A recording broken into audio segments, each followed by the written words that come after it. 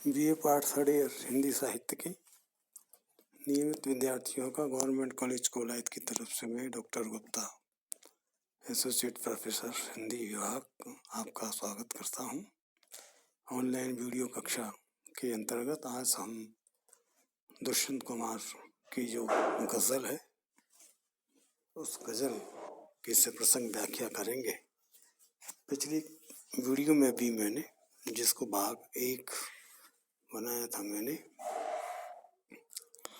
उसमें भी दुष्यंत कुमार की जो गज़ल है, जो शेर है, उनकी सप्रसंग व्याख्या करने के उपरांत ये बताने का प्रयास किया कि ये जो नई कविता के जो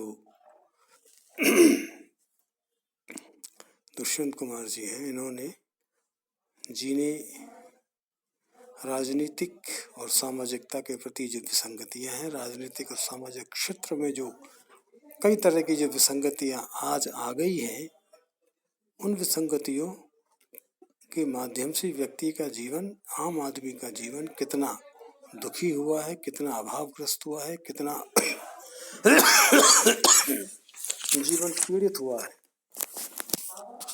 और राजनीतिक क्षेत्र में जो वादे किए जाते हैं सत्ता तक पहुंचने के, उन वादों को पूरा ना होते हुए देखता है कवि, तो उसको भी इस राजनीतिक विसंगतियों पर एक करारा व्यंग यहाँ डालता है और व्यंग के माध्यम से इस राजनीतिक विद्रूपताओं को समाज के सामने स्पष्ट करता है गजल के माध्यम से।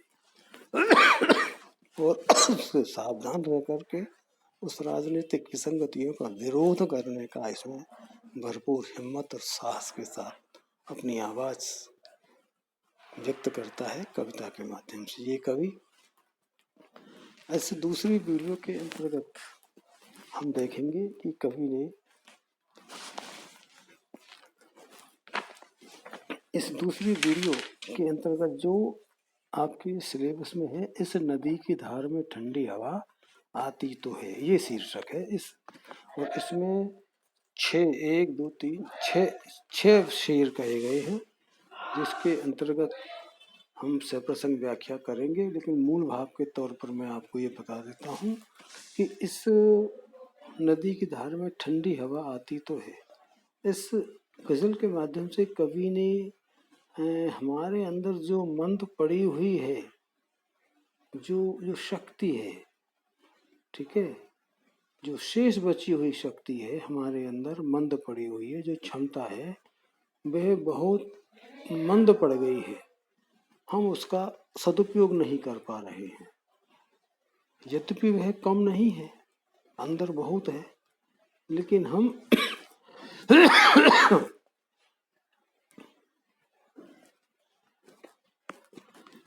लेकिन वह बुझी हुई है, ठीक है। और हम आशा और विश्वास का दामन न छोड़ें तो हमारे अंदर बुझे दीपक के समान बाती है वह, और वह फिर दोबारा से जल सकती है। तो इस बात को अलग अलग प्रतीकों के माध्यम से कवि ने यहाँ पर ये बताया है कि अलग अलग प्रतीकों के माध्यम से कवि ने ये बताया है कि निराशा और हताशा के क्षणों में या अंधकार के बीच भी हम आशा विश्वास की ज्योति जला सकते हैं। और इस आशा और विश्वास की ज्योति को जला करके हमें समाज को प्रकाशित करना चाहिए। ये यहाँ पर एक मूल भाव मैंने इस गज़ल का यहाँ बताया है। इसके अलावा इसमें एक चीज़ और बताइए कि गज़ल के माध्यम से यहाँ दुष्यंत कुमार ने जो जीवन है व्यक्ति का या सामाजिक जो जीवन है उनकी विसंगतियों पर एक अच्छा प्रहार किया है, काफ़ी तीखा प्रहार किया है और उनसे मुंह न मोड़ने की बात कही गई है।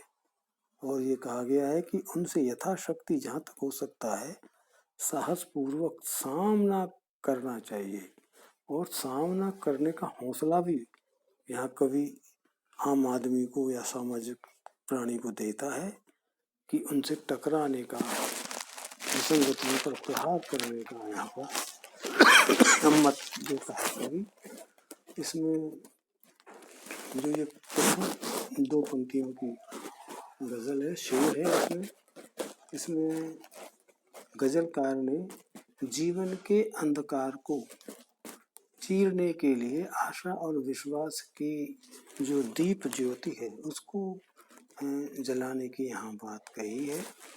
और क्या कहता है देखिए, अब हम इसकी व्याख्या करना प्रारंभ करते हैं कि इस नदी की धार में ठंडी हवा आती तो है।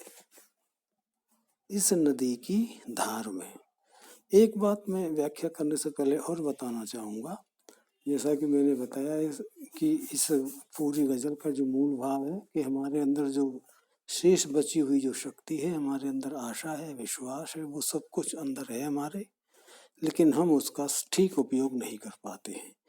तो ये कई प्रतीक हैं, इसमें 6-7 प्रतीक कवि ने लिए हैं। उन प्रतीकों के माध्यम से व्यक्ति को निराशा से आशा की ओर, दुख से सुख की ओर, जीत हार से जीत की ओर जाने की बात यहाँ पर कही गई है। तो वो 6-7 प्रतीक हैं, जिसमें नदी है और नाव है और चिनगारी और दिया है, एक खंडर है और एक जंगली फूल है। इसी तरह एक प्रतीक और है जिसमें नदी है और पत्थर है, ठीक है। और एक है इसमें जैसे सफलताएं हैं, हार जीत है, इस तरह की बात यहाँ पर कह करके जो कवि है वो कई प्रतीकों के माध्यम से व्यक्ति को निराशा में, असफलता में, ठीक है ना, साधनों के अभाव में भी जीने की उत्साह पैदा करने की बात कवि कहता है। हार में भी निराश ना होकर आगे बढ़ने की बात कहता है, ठीक है। कवि यहाँ पर कहता है कि देखिए हम एक एक शेर को यहाँ पर व्याख्या करते हैं। इस नदी की धार में ठंडी हवा आती तो है, नाव जर्जर ही सही लहरों से टकराती तो है। क्या कहा गया है इसमें? पहले तो देखो इस प्रतीक के पर हम बाद में जाएंगे, पहले इसकी शब्दार्थ में हम इसका अर्थ करते हैं कि नदी की धार में, नदी की एक धारा है, उसमें ठंडी हवा आती तो है, ठंडी हवा आ रही है। अब आपके पास नदी के अंदर जाना है तो नाव कैसी है? जर्जर ही सही, चाहे नाव टूटी फूटी हो, फिर भी जो नदी की धार के अंतर्गत जो लहरें हैं, जो प्रचंड लहरें चल रही हैं, उनसे ये नाव टकराती तो है। ये एक यहाँ पर बात कही गई है। अब प्रतीक देखिए कि नदी की धार क्या है? जीवन है, ठीक है। ठंडी हवा क्या है? आशा और विश्वास है। नाव जर्जर ही सही, नाव क्या है? टूटी फूटी नाव क्या है? अपर्याप्त हमारे पास साधन है, ठीक है। जीवन में जीने के लिए हमारे पास पर्याप्त साधन नहीं है, नाव टूट रही है फिर भी नदी पार करनी है, ये है यहाँ, फिर भी जीवन जीना है, फिर भी क्या करना है? लहरों से टकराती तो लहरें क्या है? जीवन संघर्ष है, ठीक है। जीवन क्या है? संघर्ष है। तो क्या मतलब हुआ यहाँ पर कि देखिए इस जीवन के अंतर्गत चाहे हमारे पास जीने के लिए पर्याप्त साधन नहीं हो, लेकिन फिर भी हमको अपनी जिजीविका को बनाए रखना चाहिए, बरकरार बनाए रखना चाहिए, ठीक है। हमें पलायनवादी सोच नहीं रखनी चाहिए। चाहे हम असफल हो जाएं, हार और जीत, सुख और दुख, धूप और छांव, उतार और चढ़ाव, ये सब कुछ जीवन का अनिवार्य हिस्सा है। ये दुष्यंत कवि कहना चाहता है। अर्थात जीवन में उतार चढ़ाव, सुख दुख, हार जीत सब कुछ है, फिर भी व्यक्ति को निराश नहीं होना चाहिए। और अपर्याप्त साधन हो, लेकिन होने पर भी थकना नहीं चाहिए। अपार दिलेरी और हिम्मत और शक्ति का परिचय देने की बात यहाँ कवि कहता है, ठीक है। तो नाव जो है लहरों से टकराती तो है, टूटी फूटी ही नाव है, लेकिन वो उस नाव नदी को पार करने की हिम्मत दिखाने की बात कवि कहता है। तो इसी तरह व्यक्ति को भी यहाँ पर जीवन में चाहे कैसे ही बुरे दिन आए, आपको हताश नहीं होना चाहिए, ठीक है। ये कवि यहाँ पर कहता है। दूसरी जो है, एक चिनगारी कहीं से ढूंढ लाओ दोस्तों, इस दिए में तेल से भीगी हुई बाती तो है। एक चिनगारी कहीं से ढूंढ लाओ दोस्तों, ठीक है, एक चिंगारी, और इस दिए के तेल से भीगी हुई, इस दिया है, दिए में क्या है, एक बाती है, उसके अंदर का तेल तो है ही, और चिंगारी लगाने की बात है तो वो दिया जल उठेगा, और जल उठेगा तो अंधकार का जो घनापन है वो सब छट जाएगा, दूर हो जाएगा, और चारों ओर क्या दिखाई देगा, प्रकाश ही प्रकाश देखा। ये यहाँ कवि कहता है, लेकिन अब इसकी व्याख्या कैसे करेंगे, ये तो अर्थ हुआ। कवि यहाँ कहना चाहता है कि विपरीत परिस्थितियों में भी व्यक्ति को डरना नहीं चाहिए। ठीक है, क्यों? क्योंकि व्यक्ति के अंतर्गत एक बात ही अवश्य रहती है, आशा की, विश्वास की, जिसमें तेल भरा रहता है, आशा का और विश्वास का तेल भरा रहता है। बस उस बाती को चिंगारी चाहिए। ठीक है, अब वो चिंगारी किसकी हो सकती है? वो प्रेरणा पैदा करने वाले शब्द होते हैं। ठीक है, वो शब्द अगर उसके सामने बोल दिए जाएं तो उसके अंतर्गत आशा का संचार द्विगुणित भाव से पैदा हो जाता है, और व्यक्ति उन परिस्थितियों का सामना करने के लिए उठ खड़ा होता है। ठीक है, तो यहाँ पर बाधाओं से पार होने के लिए उत्साह और विश्वास का भाव व्यक्त किया गया है। तीसरा है, एक खंडर के हृदय सी, एक जंगली फूल सी, आदमी की पीर गूंगी ही सही, गाती तो है। जिस तरह एक टूटा फूटा खंडर होता है कोई, ठीक है, अर्थात निराश होता है, टूट चुका है, फूट चुका है परिस्थितियों से। ठीक है, तो खंडर, व्यक्ति का हृदय कैसा है? खंडर की तरह जिसका हो गया है, जिसमें कोई एक आश की किरण नहीं है, जंगली फूल सी हो गई है। और जंगल में जो एक फूल होता है, सौंदर्य पर्याप्त होता है, लेकिन देखने वाला कोई नहीं है। ठीक है, सुनने वाला कोई नहीं है। इसी तरह आदमी की जो पीड़ा है, वो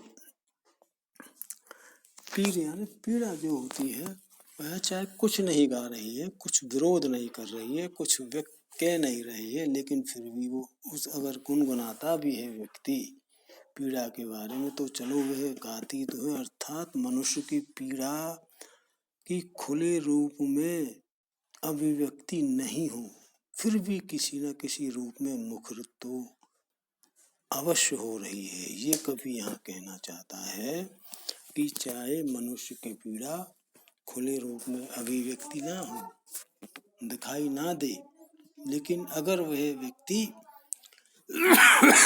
मुखरित भी होता है तो वो एक न एक दिन अवश्य उस पीड़ा के विरोध भी करेगा और उस पीड़ा से बाहर निकल कर आएगा।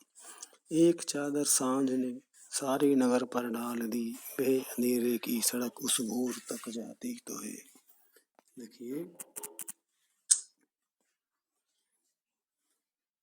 यहाँ कवि क्या कहना चाह रहा है कि एक चादर साज ने सारे नगर पर डाल दी, समूचे नगर पर सारे मन को ढक लिया। किसने? एक चादर ने। सांझ की चादर मतलब निराशा की। संध्या जो होता है, सांझ जो होता है, शाम होता है, जिसमें सूरज ढलता है, तो वो निराशा का प्रतीक होता है। ठीक है, तो निराशा की चादर ने क्या है कि मन को ढक लिया है। तो अंधेरे की सड़क उस भोर तक जाती, तो लेकिन फिर भी अगर यह अंधेरा है तो क्या हुआ, जरूर छटेगा, क्योंकि ये जो सड़क अंधेरे की जा रही है, ये कहाँ तक जा रही है? ये निश्चित रूप से इस सड़क पे जो भी चलेगा अंधेरे के क्षणों में, वो निश्चित रूप से चलने के बाद एक समय पर सुबह की किरण अवश्य उसको मिलेगी, अवश्य उसका मुलाकात एक सूरज की किरण से हुआ। तो कहने का मतलब है कि व्यक्ति को निराशा के क्षणों में भी कभी आशा का हाथ, आशा का साथ, विश्वास का साथ नहीं छोड़ना चाहिए। निर्वचन मैदान में लेटी हुई है जो नदी, पत्थरों से ओट में जो जाके बतियाती तो। निर्वचन यानी कि बिना किसी शोर के। ठीक है, मैदान में लेटी हुई है जो नदी, पत्थरों से ओट में जो जाके बतियाती तो है। कहने का मतलब यह है, यहाँ पर कवि क्या कह रहा है कि निर्वचन का मतलब होता है बिना वचन के, अर्थात शांत भाव से मैदान में कोई नदी लेटी हुई है, बह रही है, ठीक है, उसके मन में कोई उमंग नहीं है, ये कवि यहाँ कहना चाहता है। ऐसे नदी अर्थात प्रतीक है, नदी किसका प्रतीक है? ऐसे व्यक्ति जो चुपचाप जी रहे हैं, जीवन के अंदर कोई उमंग नहीं है, कोई उत्साह नहीं है, ठीक है, लेकिन फिर भी वो नदी जिस तरह बहती हुई जा रही है और वो बीच में पड़ने वाले छोटे बड़े पत्थरों से, उनसे बातें करती हुई अपने प्रवाह को निरंतर बनाए रखती है। इसी तरह पत्थर क्या है? जीवन के दुख हैं, ठीक है, जीवन में आने वाले दुख हैं, जीवन में आने वाले अभाव हैं, जीवन में आने वाली विपरीत परिस्थितियों का प्रतीक है पत्थर।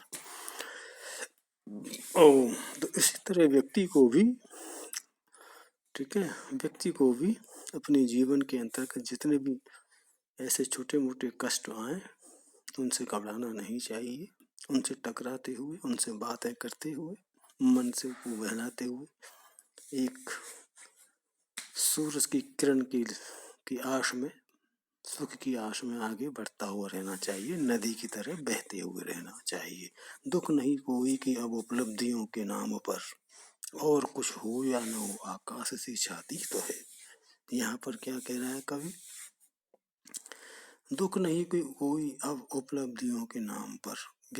कवि यहाँ क्या कहना चाह रहा है कि हार से निराश कोई व्यक्ति को नहीं होना चाहिए।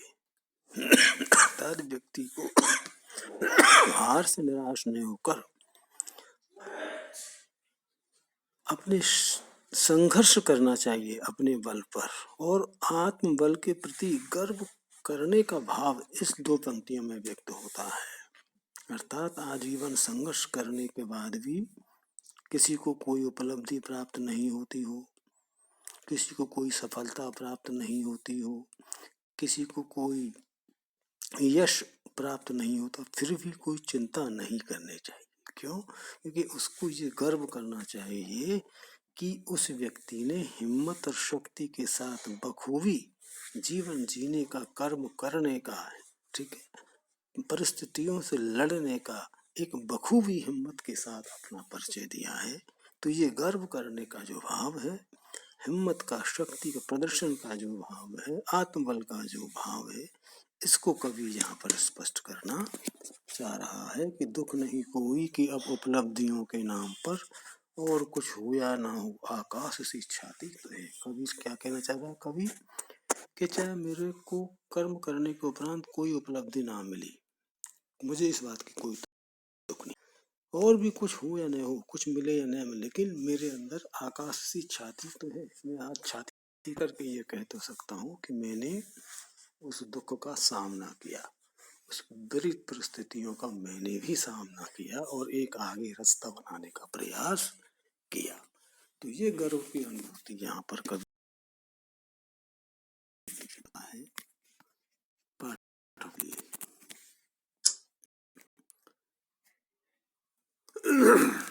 ये दुष्यंत कुमार की जो इस नदी की धार में ठंडी हवा आती तो है, बाकी की ये 6 शेर हैं इसकी इस गजल में, इनका मैंने आपको अभी व्याख्या बताई। इनकी एक कविता और गांधी जी के जन्मदिन पर, जिसको मैं आगे के वीडियो में कभी उस पर भी फिर चर्चा करूंगा और सप्रसव हम व्याख्या करेंगे। तब तक के लिए आप सबको नमस्कार।